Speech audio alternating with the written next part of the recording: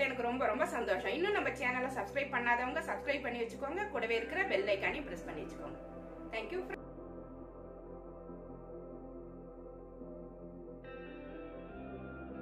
இன்னைக்கு நம்ம கிச்சன்ல மட்டன் ஈரல் வறுவல் எப்படி பண்றது அப்படிங்கறத பார்க்க போறோம். இது வந்து நம்ம வறுத்துட்டு பொடி பண்ணி மசாலாலாம் போறதால ரொம்ப டேஸ்டா இருக்கும். இதுக்கு ஒரு 1/4 கிலோ ஆட்டு ஈரல் எடுத்து வச்சிருக்கேன். இந்த மாதிரி கட் பண்ணி வாஷ் பண்ணி எடுத்து வச்சுக்கோங்க. ஈரல் ஃப்ரைக்கு மசாலா வந்து வறுத்து தான் அரைக்க போறோம். இதுக்கு வந்து நான் 3 காஞ்ச மிளகாய் எடுத்திருக்கேன், 1 ஸ்பூன் சோம்பு எடுத்திருக்கேன், 2 ஏலக்காய், 2 கிராம்பு எடுத்திருக்கேன். இதை ஃபர்ஸ்ட் போட்டுடலாம். 1/4 கிலோ ஈரலுக்கு நான் சொல்றேன், நிறைய எடுத்தீங்கன்னாக்கா குவான்டிட்டி அதிகமா போட்டுக்கோங்க. இது கூடவே 1/4 ஸ்பூன் மிளகு, 1/4 ஸ்பூன் சீரகம், பெருஞ்சீரகம் போட்டிருக்கேன். இது சின்ன சீரகம், 1/4 ஸ்பூன். இது போட்டு வறுத்தரலாம்.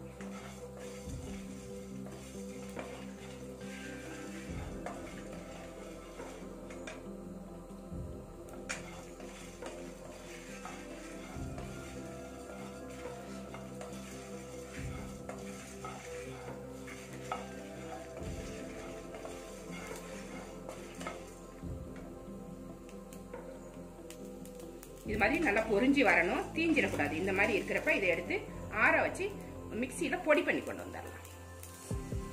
ஃப்ரை பண்றதுக்கு ஒரு மண் சட்டியில தான் இன்னைக்கு பண்ண போறோம். ஃப்ரை பண்றதுக்கு மண் சட்டி சூடு பண்ணிருக்கேன். கொஞ்சமா எண்ணெய் ஊத்திக்கலாம். நல்லெண்ணெய் ஊத்திருக்கேன். அது கூடவே 1 ஸ்பூன் நெய் போட்டு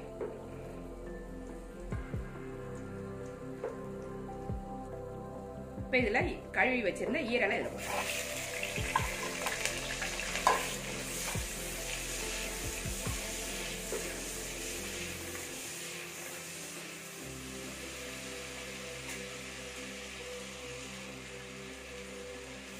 இந்த எண்ணெயிலே இது கொஞ்ச நேரம் அப்படியே ஃப்ரை ஆகட்டும். இதுலேயே கொஞ்சம் வெந்து போயிடும். ஒரு 2 நிமிஷத்துக்கு இந்த மாதிரி வதக்கிக்கிட்டே இருங்க. நல்லா வெந்து போயிடும், நல்லா வாசனையாகும். இது கலர் மாறி வருது பாருங்க, சூப்பராக இருக்கும்.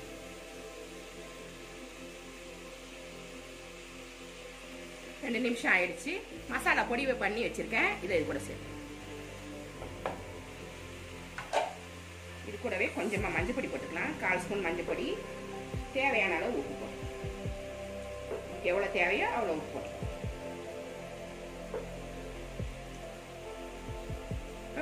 ஒரு பெரிய வெங்காயம் இந்த மாதிரி நீள நீளமா கட் பண்ணி வச்சிருக்கேன், ஒரு தக்காளி கட் பண்ணி வச்சிருக்கேன். இது போட்டுக்கலாம்.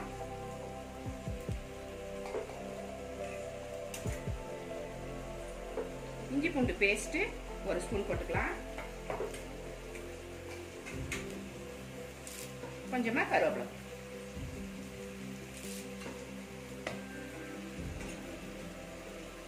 எல்லாத்தையுமே சேர்த்து நல்லா ஃப்ரை பண்ணிக்கலாம்.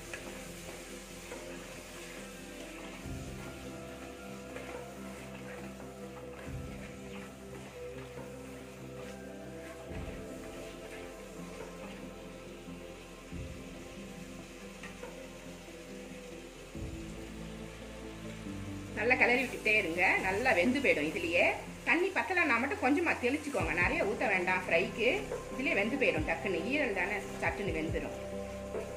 வேகாத மாதிரி இருந்தா மட்டும் கொஞ்சமா தண்ணி தெளிச்சு வேக வச்சுக்கோங்க. மூடி வச்சிருவோம், நடுவில் கிளறி விட்டுக்கலாம்.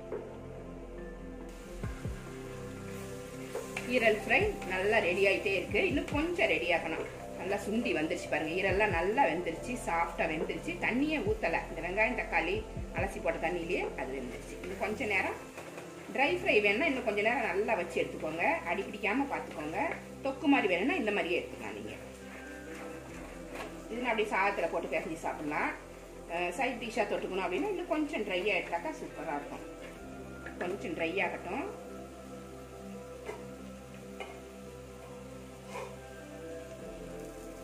நல்லா ஃப்ரை ஆயிடுச்சு. நல்லா கலரே மாறி வந்துருச்சு பாருங்க. மெரூன் கலரா நல்லா டார்க் கலரா மாறி வந்துருச்சு பாருங்க. இந்த மாதிரி இருக்கும்போது செம்ம டேஸ்டா இருக்கும். கொத்தமல்லி புதினாவை லைட்டா தூவி விட்டுட்டு இறக்கிட வேண்டியதான். இது ஒரு பிளேட்ல எடுத்து வச்சு காமிக்கிறேன் இது எப்படி இருக்குன்னு. சூப்பரா இருக்கு பாருங்க.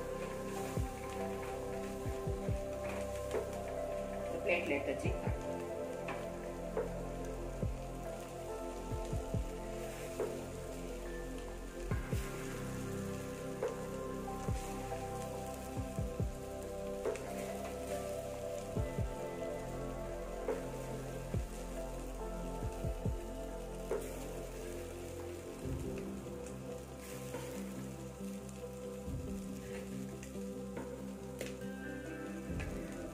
செம்மையாக இருக்கும். இது வந்து எல்லாத்துக்குமே சைட் டிஷ்ஷாக தொட்டுக்கிறதுக்கு ரொம்ப ரொம்ப நல்லாயிருக்கும். அந்த ரெசிபி உங்களுக்கு பிடிச்சிருந்தா நம்ம சேனலை சப்ஸ்கிரைப் பண்ணி வச்சுக்கோங்க. கூடவே இருக்கிற பெல் ஐக்கானையும் ப்ரெஸ் பண்ணி வச்சுக்கோங்க. லைக் பண்ணுங்கள், ஷேர் பண்ணுங்கள், கமெண்ட் பண்ணுங்கள். இவ்வளோ நேரம் என்னோட வீடியோவை பார்த்தா எல்லாருக்குமே நன்றி. Thank you friends.